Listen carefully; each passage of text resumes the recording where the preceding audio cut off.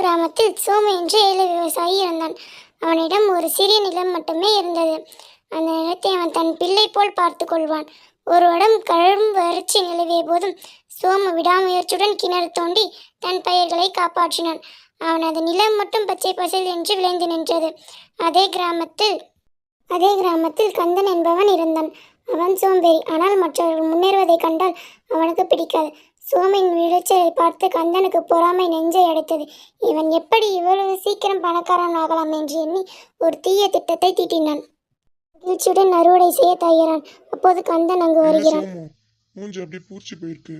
இந்த தங்கம் மாதிரி விளையிற நெல்லை வித்தா இந்த ஊர்ல நீ தான் பெரிய ஆள் போலியே. அப்படியெல்லாம் இல்லை கந்தா. போன வருஷம் சாப்பாட்டுக்கே கஷ்டப்பட்டோம். இந்த வருஷம் என் குடும்பம் நிம்மதியாக சாப்பிடும். அதுவே எனக்கு போதும். இப்படியே விட்டா நான் பெரிய ஆளாகிடும். கஷ்டப்பட்டு பணத்துல விஷத்தை கலந்தா என்ன? இல்லைன்னா திருட்டு பட்டம் கட்டணும். இவன் நிம்மதியாகவே இருக்கக்கூடாது. நம்மளை விட நிறைய விளைச்சல் பண்ணிட்டான் இந்த வருஷம். ஐயா என்ன கந்தா யோசிச்சுன்னு இருக்க? அதெல்லாம் ஒன்றும் இல்லை.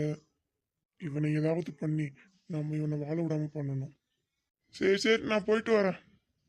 சரி கந்தா. வணக்கம் ராஜா. வணக்கம். என்ன வேண்டும் சொல்லுங்கள். ராஜா, நம்ம ஊர் சோமுவை நீங்க ரொம்ப நம்புறீங்க ராஜா. அவன் என்ன பண்ணான்னு தெரியுமா? சோமு ரொம்ப நல்ல பையனாச்சே. அவன் என்ன செஞ்சான்? சோமு பண்ணன் இடத்துல இருந்து திருட்டுத்தனமா உரங்களையும் விதைகளையும் எடுத்துட்டு போய் அவன் இடத்துல போட்டுட்டான். அதான் அவன் நிலம் மட்டும் இவ்வளவு செழிப்பா இருக்கு ராஜா. சோமு அப்படி பண்ணக்கூடிய ஆள் இல்லையே. இத்தனை நாள் சோமு நல்லவன் மாதிரி வேஷம் போட்டு நம்மளெல்லாம் ஏமாத்திருக்கான் ராஜா. அவன் பயிர்களெல்லாம் திருடி அவன் விளைச்சலுக்கு யூஸ் பண்ணியிருக்கான். அவனை நம்பவே கூடாது ராஜா. என்ன கந்தா என்ன சொல்ற? நான் சோமு ரொம்ப நம்பினேனே. அவன் உடனே கூட்டின்னு வா. வணக்கம் ராஜா. நீங்க என்ன கூப்பிட்டதா சொன்னீங்க. என்ன விஷயம் ராஜா? நீ அரண்மனையிலேருந்து பயிர்களெல்லாம் திருடி உன் விளைச்சலுக்கு யூஸ் பண்ணதா சொல்றாங்க. எல்லாம் உண்மையா? ஐயா, நான் எந்த தப்பும் செய்யலை ஐயா. பகல் முழுக்க பண்ணையில் வேலை செஞ்சுட்டு ராத்திரி முழுக்க என் நிலத்தில் கஷ்டப்பட்டேன். என்னோட வேர்வை தான் அந்த விளைச்சலுக்கு காரணம் ஐயா.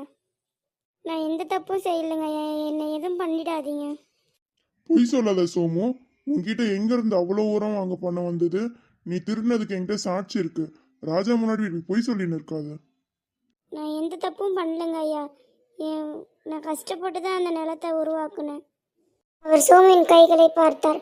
அவை மண் படிந்து உழைப்பால் காய்ந்து போயிருந்தன. பிறகு கந்தனின் கைகளை பார்த்தார். அவை மேன்மையாக இருந்தன. ஜமீன்தார் ரகசியமாக சோமின் நிலத்தினை சோதனை செய்ய ஆட்களை அனுப்பினார். அங்கே சோமு தானாக தயாரித்த இயற்கை உரம் மட்டுமே இருந்தது. சோமு திருடியதாக நீ சொன்ன உரம் அவன் நிலத்தில் இல்லை. ஆனால் உன் வீட்டில் மறைத்து வைத்திருந்த என் பண்ணை உரங்கள் என் ஆட்கள் கண்டுபிடித்தார்கள். மற்றவங்க மேல பழி போட்டு தப்பிக்க பார்க்குறியா நீ? ராஜா, எங்க வீட்டுல நான் எந்த உரத்தையும் ஒளிச்சு வைக்கல ராஜா. என்னை யாரோ தப்பா சொல்லியிருக்காங்க. அப்ப ராஜாவா நான் என்னையே பொய் சொல்றேன்னு சொல்றியா? நான் எல்லாத்தையும் விசாரிச்சுட்டு தான் சொல்றேன். ஐயா, என்னை மன்னிச்சிடுங்க ஐயா. சோமு மேல இருந்த பொறாமையில இப்படி செஞ்சுட்டேன். என்னை மன்னிச்சிடுங்க ஐயா. என்னை எதுவும் பண்ணாதீங்க. எந்த தப்புமே பண்ணாத என் மேல இப்படி பழி சுமத்திட்டீங்களே. நான் உண்மையில எந்த தப்பும் பண்ணலைங்க ஐயா. சோமு பத்தியும் தெரியும், கந்தனை பத்தியும் தெரியும். இங்க யார் தப்பு பண்ணது யார் தப்பு பண்ணலன்னு எனக்கு தெரியும். முடிவை இப்ப நான் சொல்றேன். கந்தா, நீ பண்ண தப்புக்கு உன்னை இந்த ஊரை விட்டு ஒதுக்கி வைக்கிறேன். இதுதான் என் தண்டனை. எனக்கு நீதி வழங்கிய அரசரே வாழ்க. என் மன்னர் ஆட்சி காலத்துல யாருக்கும் அநீதி இழிக்க மாட்டேன். யாருக்கா இருந்தாலும் நியாயமான தீர்ப்பு மட்டும்தான் இங்க நினைக்கும். கந்தன் ஊரை விட்டு ஒதுக்கி வைக்கப்பட்டான். சோமு தனது நேர்மை உழைப்பால் ஊரிலே சிறந்த விவசாயியாக உழைந்தார். ஜமீன்தார் சோமின் நேர்மையை பாராட்டி அவனுக்கு பரிசுகள் வழங்கினர். பொறாமை அழிவை தரும். மற்றவர்கள் வளர்வதை பார்த்து பொறாமைப்பட்டால் அது நமக்கே தீங்காக முடியும். உழைப்பிற்கு பலன் உண்டு. சோமுவின் விடாமுயற்சி அவனை காப்பாற்றியது. உண்மை எப்போதும் வெல்லும். தற்காலிகமான பொய் வெல்வது போல தெரிந்தாலும் இறுதியில் உண்மை வெளிச்சத்திற்கு கண்டிப்பாக வந்தே விடும்.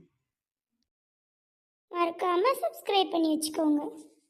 ஆமாம் மக்களே, மறக்காமல் சப்ஸ்கிரைப் பண்ணிவிடுங்க.